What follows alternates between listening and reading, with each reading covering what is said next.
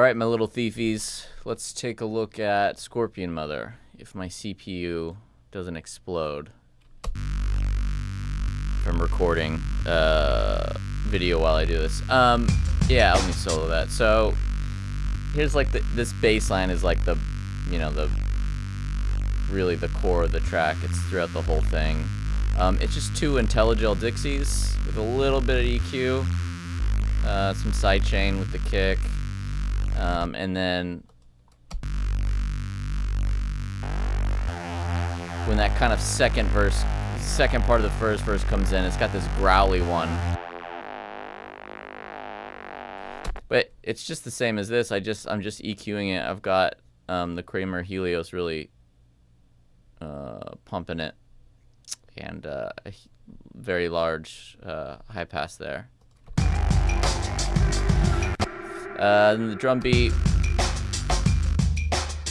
which may or not be cleared.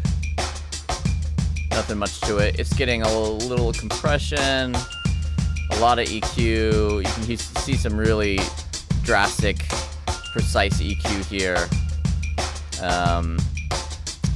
Some multi-band compression here. That's it. This sample is so good.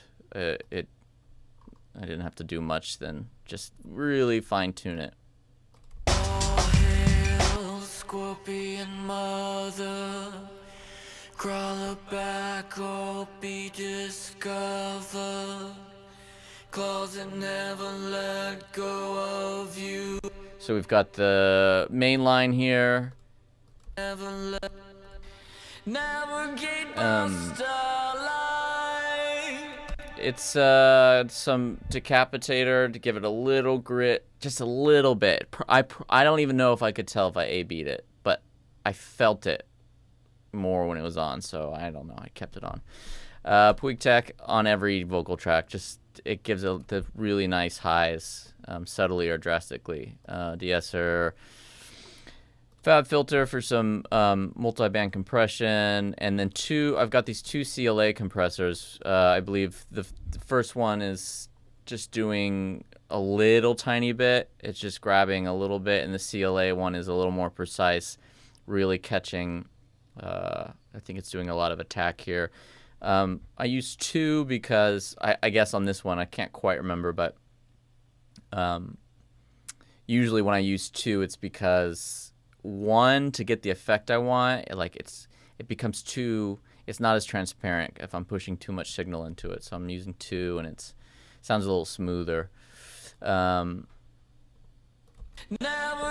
by starlight. Excuse the dropouts. So we've got the main, Connected by and then we've got this like kind of high breathy one pushed out way to the sides. connected by arc light. I think I've another two of those, and then a low. Connected by arc light. Ooh, my CPU. And then what's this? Arc light. Just some extra candy. Navigate by starlight. Connected by arc light. And there's a little goozang here. A very MIDI sounding goozang, but in the track it sounds pretty tight. I wish I had a real one. And then let's go to the chorus. I think this is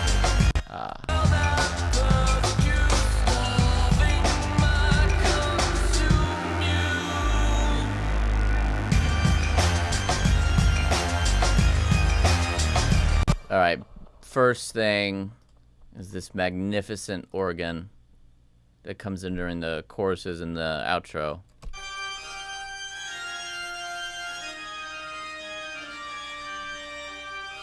So I'm actually driving it pretty hard. You can hear it sounds, on its own, it doesn't sound that great. It sounds pretty distorted, fuzzy. And then I've got, what is this, pitched? Yeah, I just resampled it and pitched it up an octave. It's one of those things where on its own it doesn't sound that great, but in the track, it works really well and it pops. And that's sort of, I remember watching a thing with Adrian, I forget his name, from Portishead, talking about the guitar tones that they would use to record are often like not what they would use when they're playing or writing or whatever, but just the way the room or the mic or the track is, it just, that's what makes it sit really well. So that fuzziness doesn't come through, it just, but it does help it cut. Little tambourine.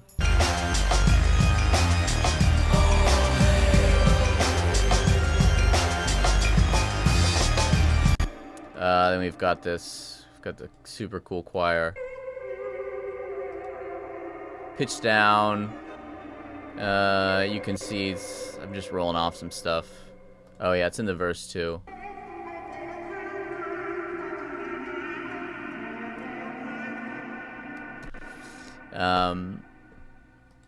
Let's see, let's go to the next part. Oh, you know what comes in here also? Where's that? We've got the bass, the bass guitar.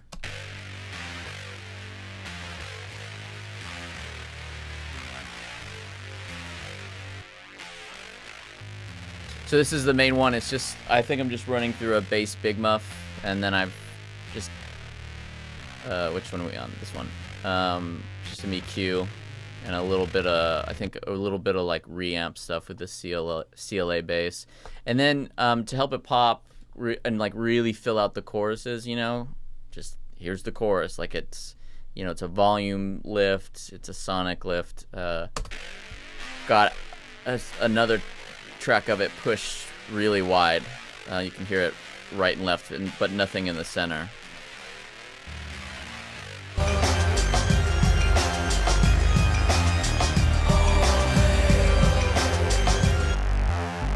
That's really where the bass is, though. If you like, this is still the bass guitar. You see how much I cut off in the low end, because it's really getting the lows from these Intelligel Dixie oscillators.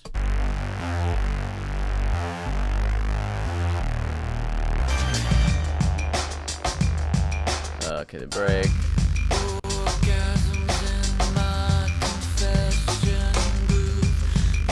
Cherry fingernails that guide the youth.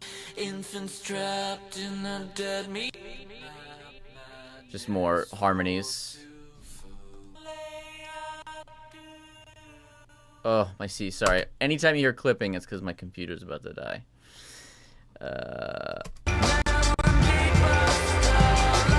Let's check out this chorus here. Ugh. Doesn't like soloing for some reason. I don't know why. Yeah, this track is actually, it's pretty, I mean, there are a lot of tracks, but it's, production-wise, it's pretty straightforward. It's kind of just mixed like a rock song. There's not a lot of, like, crazy MIDI or, anything going on.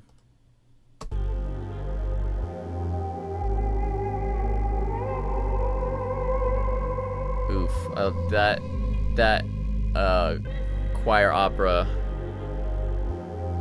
real nice. And this filter sweep. See that happen here, just to help bring in this last chorus.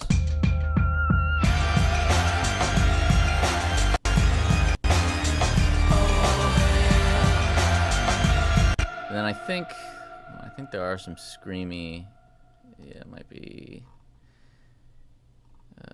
I had to mix down a couple things to make this work. Yeah, you can hear my goblin voice. Oh! Oh! Alright, this is the best that we can do right now. Let's see.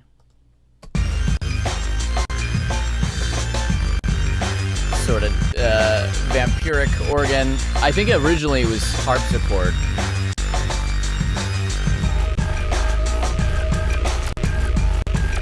What is that? I don't remember. Hold on. What is that little, like, scratchy... There it is. I'm just playing with the filter. On the modular. Sounds like I got it twice here.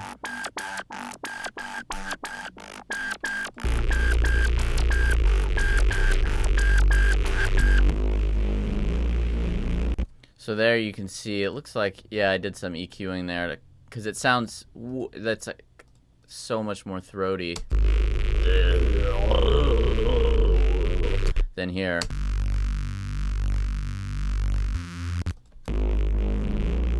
Oh, I forgot, there's guitar in this too. I think it's just during the last, yeah, it's just during this last chorus.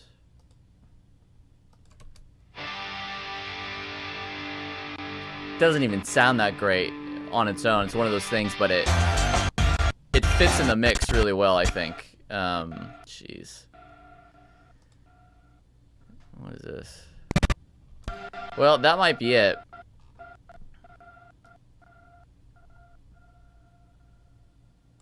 This organ here.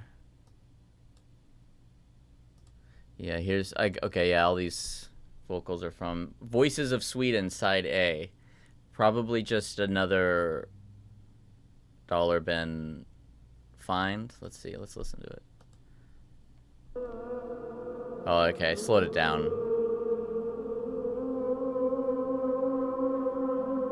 I don't know. Somehow I found pieces in this. It's so ghastly. So that's about it. Yeah, Scorpion Mother. It started with just the bass. I remember I was just fooling around with the oscillators, and I was like, oh man, that sounds so good. And then I was just fooling around on the keyboard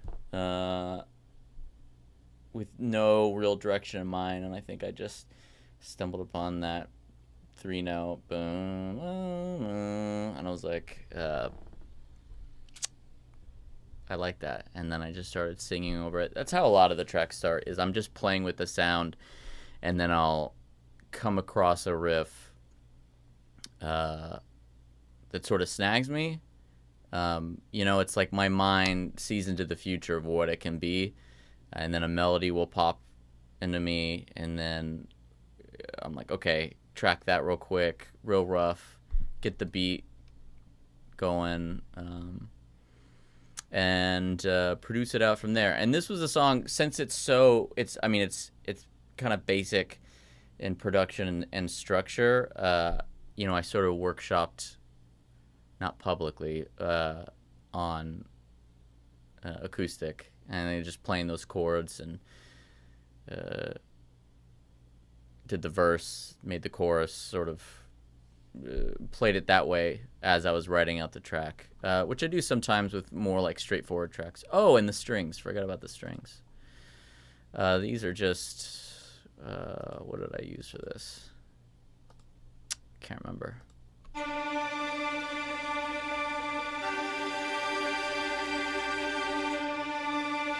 Nothing special. We've got a tremolo. We've got a sort of long note. We've got a high. Real up there on the bridge of a violin.